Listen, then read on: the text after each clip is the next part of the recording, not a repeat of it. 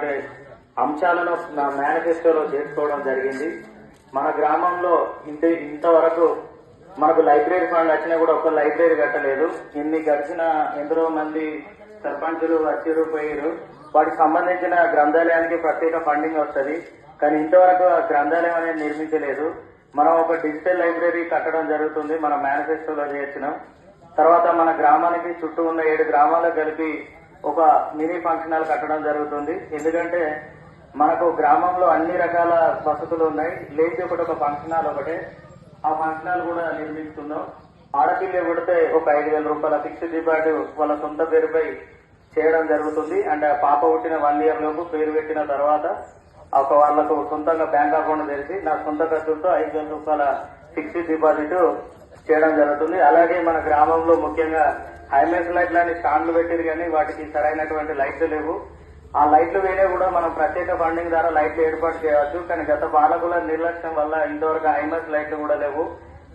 ముఖ్యంగా చౌరస్తాల వద్ద గ్రామం ఎంట్రన్స్, గ్రామ చివరిలో సీసీ కెమెరాలు అనేటివి లేవు.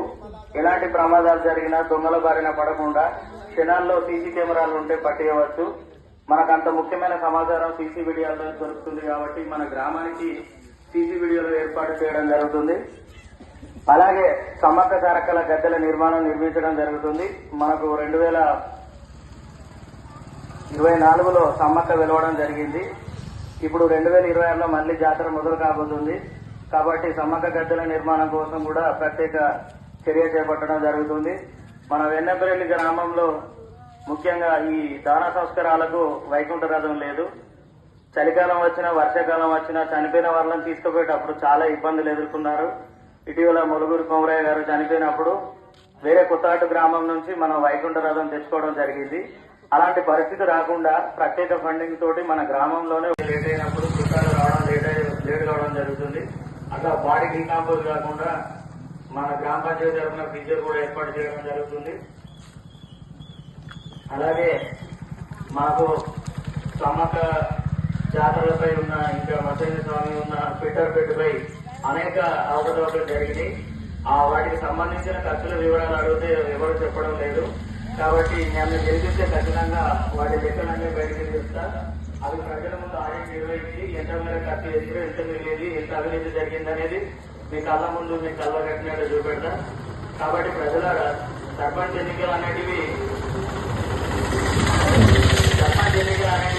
పార్టీలకు అతీతమైన ఎన్నికలు. ఇది ఏ కాంగ్రెస్ లీడర్ వచ్చి కూడా నా చేతి గుర్తు కోటేయమని చెప్పడు, టీఆర్ఎస్ వ్యక్తి వచ్చి నా కారు గుర్తు కోటేయమని చెప్పడు. వాళ్లకు ప్రత్యేకమైనటువంటి అంశాలను నా మేనిఫెస్టోలో చేర్చుకోవడం జరిగింది. మన గ్రామంలో ఇంతవరకు మనకు లైబ్రరీ ఫండ్ వచ్చినా కూడా ఒక లైబ్రరీ కట్టలేదు. గడిచిన ఎందరో మంది సర్పంచులు వచ్చారు పోయారు. వాటికి సంబంధించిన గ్రంథాలయానికి ప్రత్యేక ఫండింగ్ వస్తుంది, కానీ ఇంతవరకు ఆ గ్రంథాలయం అనేది నిర్మించలేదు. మనం ఒక డిజిటల్ లైబ్రరీ కట్టడం జరుగుతుంది, మన మేనిఫెస్టోలో చేర్చినాం. తర్వాత మన గ్రామానికి చుట్టూ ఉన్న 7 గ్రామాలకు కలిపి ఒక మినీ ఫంక్షన్ హాల్ కట్టడం జరుగుతుంది. ఎందుకంటే మనకు గ్రామంలో అన్ని రకాల వసతులు ఉన్నాయి, లేచి ఒక ఫంక్షన్ హాల్ ఒకటే. ఆ ఫంక్షన్ హాల్ కూడా నిర్మిస్తున్నాం. ఆడపిల్ల పుడితే ఒక 5,000 రూపాయల ఫిక్స్డ్ డిపాజిట్ వాళ్ళ సొంత పేరుపై చేయడం జరుగుతుంది. అండ్ పాప పుట్టిన 1 ఇయర్ లోపు పేరు పెట్టిన తర్వాత వాళ్లకు సొంతంగా బ్యాంక్ అకౌంట్ తెరిచి నా సొంత ఖర్చులతో 5,000 రూపాయల ఫిక్స్డ్ డిపాజిట్ చేయడం జరుగుతుంది. అలాగే మన గ్రామంలో ముఖ్యంగా హైమెన్స్ లైట్ లాంటి స్టాండ్లు పెట్టారు, కానీ వాటికి సరైనటువంటి లైట్లు లేవు. ఆ లైట్లు వేరే కూడా మనం ప్రత్యేక ఫండింగ్ ద్వారా లైట్లు ఏర్పాటు చేయవచ్చు, కానీ గత పాలకుల నిర్లక్ష్యం వల్ల ఇంతవరకు హైమెన్స్ లైట్లు కూడా లేవు. ముఖ్యంగా చౌరస్తాల వద్ద గ్రామం ఎంట్రన్స్, గ్రామ చివరిలో సీసీ కెమెరాలు అనేటివి లేవు. ఎలాంటి ప్రమాదాలు జరిగినా దొంగల బారిన పడకుండా క్షణాల్లో సీసీ కెమెరాలు ఉంటే పట్టేయవచ్చు. మనకు అంత ముఖ్యమైన సమాచారం సీసీ వీడియోలో దొరుకుతుంది కాబట్టి మన గ్రామానికి సీసీ వీడియోలు ఏర్పాటు చేయడం జరుగుతుంది. అలాగే సమ్మక్క సారక్కల గద్దెల నిర్మించడం జరుగుతుంది. మనకు 2024లో సమ్మక్క వెలవడం జరిగింది. ఇప్పుడు 2026లో మళ్లీ జాతర మొదలు కాబోతుంది. కాబట్టి సమ్మక్క గద్దెల నిర్మాణం కోసం కూడా ప్రత్యేక చర్య చేపట్టడం జరుగుతుంది. మన వెన్నపల్లి గ్రామంలో ముఖ్యంగా ఈ దాన సంస్కారాలకు వైకుంఠ రథం లేదు. చలికాలం వచ్చినా వర్షాకాలం వచ్చినా చనిపోయిన వాళ్ళని తీసుకుపోయేటప్పుడు చాలా ఇబ్బందులు ఎదుర్కొన్నారు. ఇటీవల ములుగురు కొమరయ్య గారు చనిపోయినప్పుడు వేరే కొత్తగట్టు గ్రామం నుంచి మనం వైకుంఠ రథం తెచ్చుకోవడం జరిగింది. అలాంటి పరిస్థితి రాకుండా ప్రత్యేక ఫండింగ్ తోటి మన గ్రామంలోనే వ్యక్తులు నా యొక్క మేనిఫెస్టోను కూడా కాపీ కొట్టుకొని వాళ్ళు ప్రచారం చేసుకుంటారు. అంటే నేను సర్పంచ్ బరిలో ఉంటా, ఖచ్చితంగా నన్ను గెలిపియండి అంటారు. కానీ గ్రామ వ్యవస్థపై పరిస్థితులపై వారికి అవగాహన లేకపోవడం ఆశాస్పదమైంది. ఎందుకంటే నేను 17 రకాల హామీలను నా సొంతంగా నేను తయారు చేస్తే కనీసం అవగాహన లేదు. నేను అది వాట్సాప్ గ్రామ గ్రూపులలో వాట్సాప్ లో షేర్ చేస్తే ఏం చేస్తారంటే దానిలో ఉన్న మెయిన్ పాయింట్లు తీసుకొని వాళ్ళు మేము గద్దెలు నిర్మాణిస్తాం, మేము వైకుంఠ రథాన్ని తెప్పిస్తాం, మేము లైబ్రరీ కట్టిస్తాం, మేము ఆడపిల్ల ఒకటి 5,000 రూపాయలు ఇస్తామని దొంగ హామీలు చెప్తారు. ఇప్పుడే కాదు, నేను గత 2 నెలల నుంచి ఈ యొక్క మేనిఫెస్టోను ప్రధాన సామాజిక మాధ్యమాల్లో వైరల్ చేయడం జరుగుతుంది. కాబట్టి గ్రామ ప్రజలారా మీరు ఒకసారి ఆలోచించండి. మీ విలువైన ఓటును దయచేసి ఓ మద్యానికో లేకపోతే పౌడర్తో అమ్ముకోకండి. ఒక మంచి చట్టంగా చుట్టూ ఉన్న 7 గ్రామాలకు సంబంధించిన కూడా ఇక్కడ పెళ్లిళ్ళు జరుపుకునే అవకాశం ఉంటుంది. అలాగే మన గ్రామం వాళ్ళకు కూడా మొదటి ప్రాధాన్యత ఉంటుంది.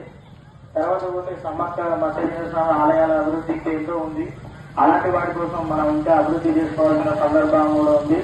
ఇంకేమేమి కావాలి, మన గుడికి ఏమేమి వసతులు లేదు, ఇంకేం కావాలి అనే వాటిపై ఖచ్చితంగా నా దగ్గర డాటా ఉంది.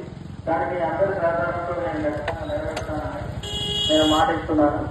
అలాగే అన్ని కుల సంఘాలకు ఇంతవరకు మన చిన్నపల్లి గ్రామంలో అన్ని రకాల కులస్తులు ఉన్నారు. కానీ వాళ్లకు సరైనటువంటి భవన సముదాయాలు అనేవి ఇప్పటి వరకు లేవు. ఎందుకంటే ఎందరో నాయకులు వచ్చింది కానీ వాళ్ళ కుల సంఘాలకు కమ్యూనిటీ హాల్స్ నిర్మించిన పోలేదు. కాబట్టి మనం గెలిస్తే అన్ని కుల సంఘాలకు ఒక కమ్యూనిటీ హాల్ అంటే వాళ్ళ నిర్ణయం తీసుకొని వచ్చిన ఫండింగ్ వారికి ఏ మేరకు అభివృద్ధి జరుగుతుందో ఖచ్చితంగా వారికి ఇవ్వడం జరుగుతుంది. అంటే వాళ్ళ సమన్వయం తీసుకుని ఇలాంటివి చేయడం జరుగుతుంది వాళ్ళ యొక్క నిర్ణయాలతోటి. తర్వాత పోతే అర్హులైన వాళ్ళకి అందరికి పెన్షన్లు, తర్వాత సీసీ కెమెరా వీడియోలు, మన గ్రామానికి ఒక వైకుంఠ రథంతో పాటు ఈ యొక్క ఫ్రీజర్ కూడా నిర్మించడం జరుగుతుంది. కొందరు అంటారు ఏంటంటే 15 రకాలమైనటువంటి హామీలు ఇచ్చిండు, అవి నెరవేరుతాయా లేవా అని అడుగుతారు. ఖచ్చితంగా నెరవేరేకేం సాధ్యమయ్యే పనులే, ఇక్కడ నుంచి రావు. మాకు ఫైనాన్స్ కమిషన్ ఉంటుంది, స్టేట్ బడ్జెట్ ఉంటుంది, సెంట్రల్ బడ్జెట్ ఉంటుంది.